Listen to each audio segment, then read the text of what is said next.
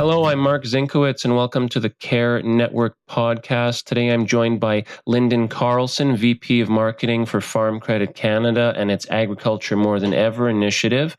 Agriculture More Than Ever is an industry-driven cause to improve perceptions and create positive dialogue about Canadian ag. Welcome to the podcast today, Lyndon. Well, thank you, Mark. I'm very delighted to have the opportunity. Lyndon, I'd like to talk to you today about the power of social media and the benefits that it brings to you and agriculture more than ever. You have quite a large following on Twitter, as does Ag More Than Ever.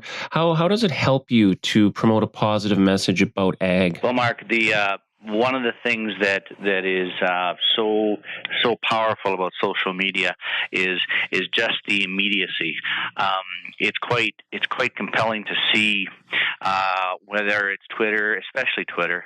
You post a tweet, you've got a bunch of followers, and if you're striking a chord with them, they forward that tweet on to the people that follow them, and within the matter of a few short minutes, or at least a few short hours, you can have made direct contact with literally thousands of people, and those aren't just any people. Those are people that are actually almost exclusively persons that are very interested in agriculture, farmers, agribusiness people, you name it, and you're making it. You're connecting with them, and you're giving them really short messages that we hope are sticky and that they will then repeat and reuse. Myself, I've got somewhat over 500 followers. Not bad, but Ag More Than Ever, we've got now over 8,000 followers.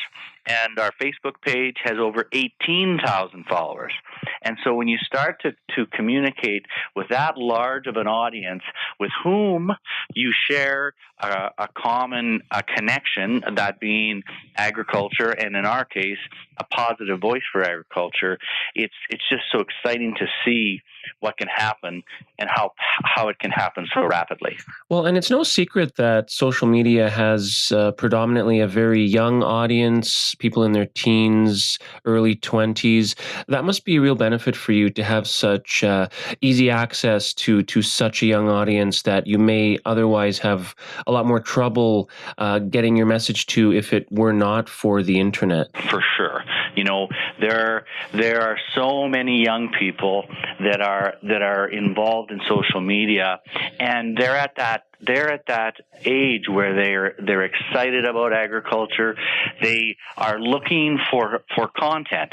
They know that they have got the passion for the industry, but maybe we can help them with some good, rich content of facts and trends and things that are happening right in the industry. And I would say that is what we're seeing. You know, there is just so much good news, and by that I mean good things happening in the business of agriculture. And we're on so many fronts that we have so much to talk about.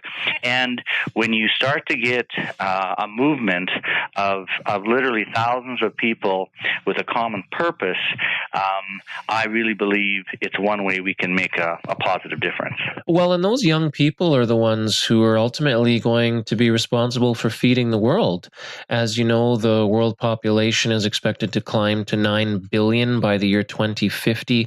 And yet, despite being such an important industry, modern agriculture is often very heavily attacked. The general public can sometimes be very skeptical, very critical, very fearful of modern ag and its associated technologies.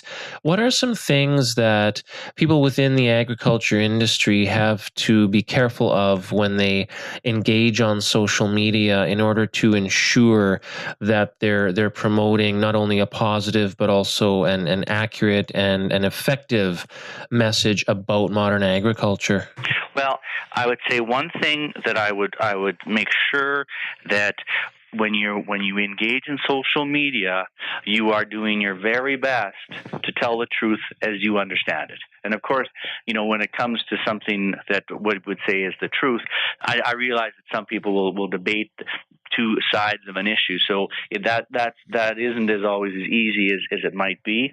But I will say that We do a lot of fact checking and source checking to make sure that any statements we're making about developments in the industry are backed up by the most credible organizations that we can point to. Because one thing that we would never ever want to do is be accused of telling a mistruth or even misleading the audience, because I think that's a fatal negative.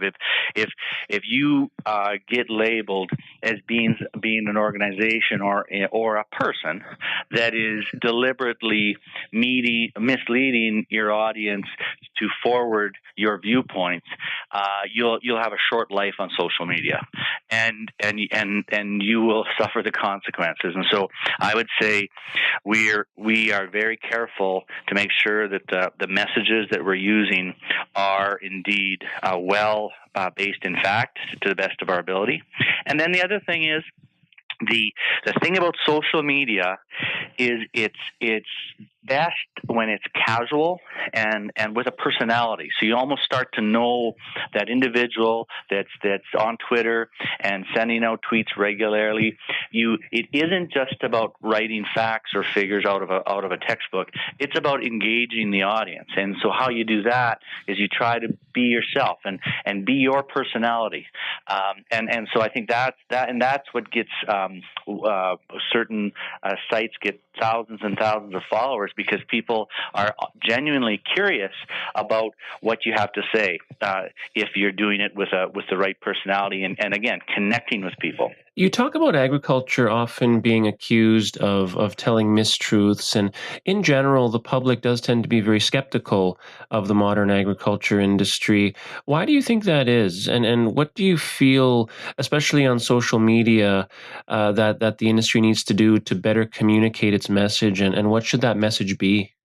Well, I would say that one of the first things that modern ag has to do is do a better job of enlisting the frontline producers to be a part of the conversation as best they can. I understand that some people feel like, who am I as one individual person, but with the force of millions, you can move mountains, and when you look at who is trusted and respected, farmers and nurses and firefighters are always right at the top of the list in terms of the most trusted people.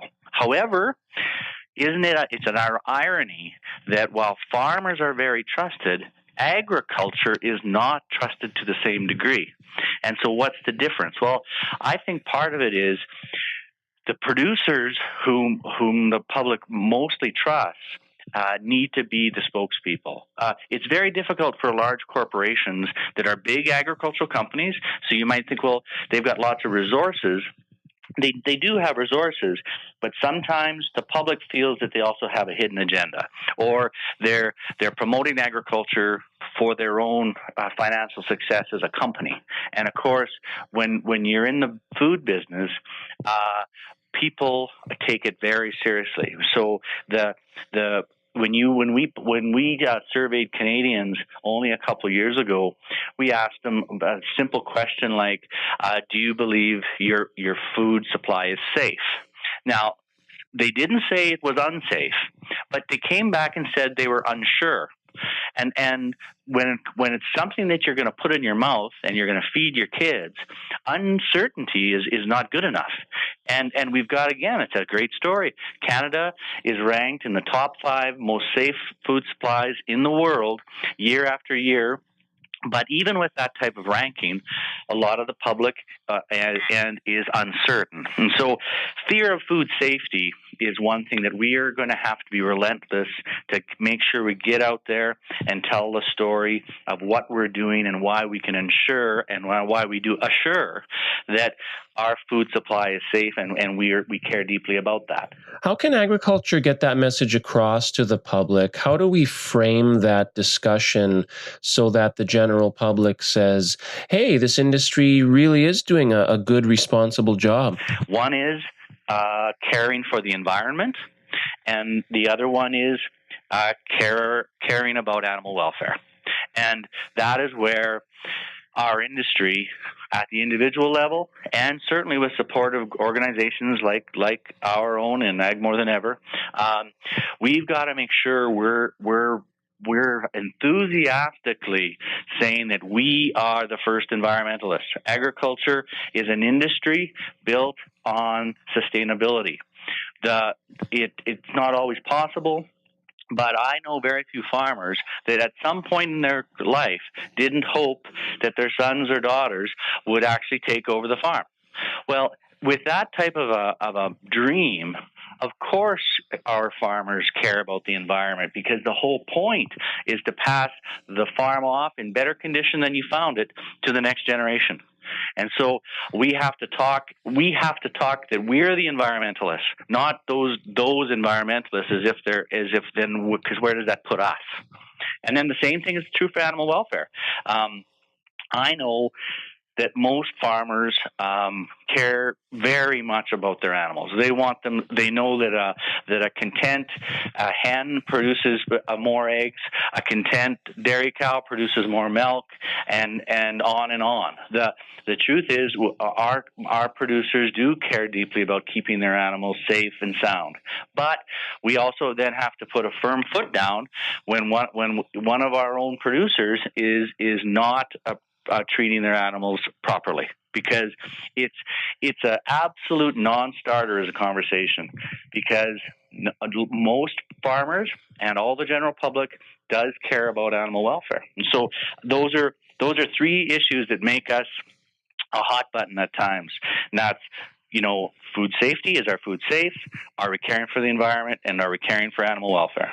Well, social media is obviously a great tool for spreading a positive message about agriculture, but it's also a very effective way of spreading a negative message. Every day you see people like Dr. Oz spreading this scary message about agriculture, trying to get people to watch their TV show and buy their latest book. Just the other day, Dr. Oz went on social media to try and convince people that their children are going to get sick from pesticides. These messages are everywhere. What are some tactics that people in the industry can use to try and at least cut through that negativity and try to enlighten people? Well, I think that number one, we have to stand up for ourselves. And when Dr. Oz is on TV just yesterday talking about he wants to start a petition to ban the next GM crop that's about to be launched in the U.S., it's a shameful thing. Because, I looked at just in the recent days, University of California, Davis, one of the leading agricultural schools in North America, is just about to publish a survey they did. They looked at animal feed from 1983 all the way to 2013, so over 30 years. That about half that period was all GM feed, and the earlier period was not. And after a 30-year study, they could prove quite irrefutably that the GM-fed animals and the non-GM fed animals had equal success and no ill effects at all. The University of Perugia in Italy has done a 10-year study and reviewed over 1,783 papers that illustrated GM food poses no risk. And so we have to not be back away from contentious issues when we've got the truth on our side. And I think that we need to be that force, because that is the power of today's social media, is that we all have a voice. It isn't just Dr. Oz. He's got a television show, so he's got an advantage. There's no doubt about it. But the fact is, the general public today more than ever is less interested in celebrity opinion. They're more interested in the common person's opinion. That's the way it is for the millennials, the young adults, and so they are ferocious consumers of social media because they want to know what just people are thinking, not somebody who's got another axe to grind. And so I really do think that we should not underestimate our capacity to make a difference and affect change if we get in this together. Well, you've certainly given us a lot of food for thought today, Lyndon. Thank you for joining us on the CAAR Network podcast. Well, thank you for your interest, Mark. It's a great subject, and I hope that we have lots of listeners to this podcast.